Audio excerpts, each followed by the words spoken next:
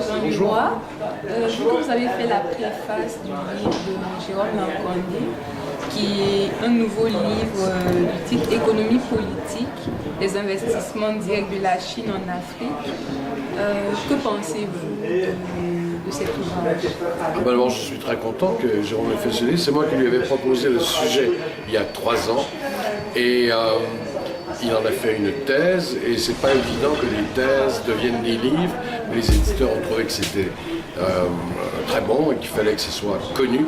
Et il a fait un livre important qui étudie un vrai sujet, l'arrivée de la Chine avec ses ressources considérables sur le continent africain. Qu'est-ce que ça change pour l'Afrique?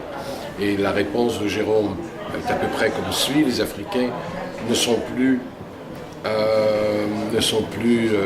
prisonniers d'un seul clan, les Européens et les États-Unis. Ils ont maintenant le choix. Ça ne veut pas dire que les Européens doivent partir, que la France doit partir, etc.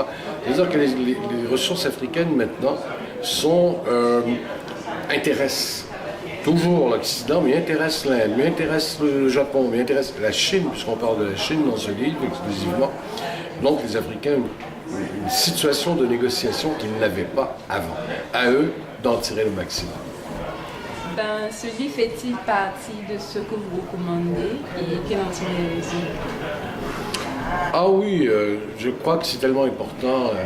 La Chine dans le monde maintenant, pas simplement par rapport à l'Afrique, par rapport à l'Amérique latine. Jérôme disait tantôt que les Chinois viennent de proposer d'aider l'Europe à sortir de son marasme. Et on est ici sur un livre Chine-Afrique, donc Amérique latine, l'Europe, l'Afrique.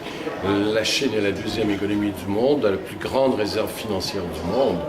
Alors qu'est-ce que fait la Chine? Est devenu absolument majeur et voilà pourquoi on va s'y intéresser. Merci beaucoup, M. Jean-Luc. Bienvenue. Au revoir. J'ai trouvé que c'était un sujet extrêmement intéressant. C'est un sujet surtout extrêmement important. Et il en a parlé à la toute fin des stades de développement d'une économie. J'ai trouvé très révélateur qu'il mentionne que la Chine entrait dans son 4e stade et puis que l'Afrique, quant à elle, elle en était au 2e, c'est-à-dire qu'on commence à travailler les infrastructures, d'où l'importance des investissements de la Chine en Afrique, qui investit beaucoup dans les infrastructures. Et je lisais tout récemment dans The Economist que les investissements étrangers en Chine avaient toujours un rendement autour de 13%, alors que les investissements à l'étranger ailleurs dans le monde avaient une moyenne environ, les investissements directs étrangers, une valeur environ de 7%. Alors, aujourd'hui, en écoutant Jérôme nous parler de son livre, je me suis dit, l'Afrique j'ai pas eu de difficulté à m'imaginer l'Afrique dans quelques années, quelques décennies peut-être, être à ce stade de développement beaucoup plus avancé et qui intéressera certainement les investisseurs étrangers, pas plus seulement la Chine, quoique c'est pas uniquement la Chine aujourd'hui non plus, mais on a changé de façon de parler de l'Afrique et surtout du point de vue économique, ça devient de plus en plus positif, de plus en plus optimiste. Et j'ai aucune difficulté à souscrire à cet optimisme moi-même. D'ailleurs, je vais certainement titiller Jérôme pour qu'il nous donne plein de bonnes idées d'investissement dans ce beau continent que j'aime beaucoup, que j'ai visité à quelques reprises et qui marque de façon indélébile. Ok, merci. Et vous êtes aussi dans le mouvement Movember. Ah oui?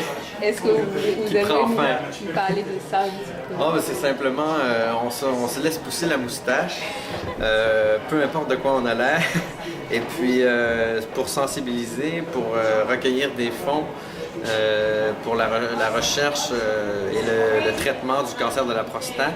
Et puis j'en suis à la toute fin. J'ai accumulé un peu d'argent bien humblement et je continue en décembre parce que les gens continuent à me donner. Et voilà, après, je vais me raser peut-être même ce soir. Vraiment dire, je dois féliciter M. Jérôme pour cet ouvrage sur l'investissement direct de Chine en Afrique. Je pense qu'avec cet ouvrage, on a diversifié les points de vue sur les analyses, les recherches sur l'investissement de Chine en Afrique. Je pense qu'avec ces analyses, pour les gens, on peut avoir de plus en plus de points de vue sur la coopération sino-africaine. Mais je pense que, d'après moi, la coopération entre la Chine et l'Afrique, ce n'est pas seulement l'investissement. Il y a aussi d'autres domaines, culture, scientifique, éducation, agriculture, etc. Et aussi, même pour l'investissement, ce n'est pas seulement pour les ressources naturelles. C'est pas seulement pour les ressources naturelles, parce qu'on a investi beaucoup dans le domaine de construction d'infrastructures. J'ai visité beaucoup de pays africains. En Afrique, vous pouvez voir beaucoup de routes, beaucoup de même chemins de fer construits par la Chine. Je pense que les Chinois sont là, c'est pour aider, pour promouvoir le développement d'Afrique. J'ai travaillé pendant 2 ans au Bénin et aussi 2 ans à l'île Maurice. Pour les jeunes de l'Afrique, les jeunes de l'Afrique, on ne veut pas travailler pour, comme par exemple l'agriculture, pour l'industrie. On veut travailler toujours dans les bureaux comme fonctionnaire, même comme pour les commerces. Mais je pense que, parce que vous savez, la Chine, le développement de la Chine, c'est basé sur le développement de l'agriculture. Donc, si on veut se développer, il faut développer d'abord l'agriculture. Sans l'agriculture, on n'a pas de matière pour l'industrie et aussi on ne peut pas bien développer la structure économique d'un pays. Je pense que c'est très important. Merci beaucoup. Merci beaucoup. D'abord, félicitations à Jérôme. Je n'ai pas eu encore l'occasion de prendre connaissance du contenu du livre, et je le ferai très bientôt, promis.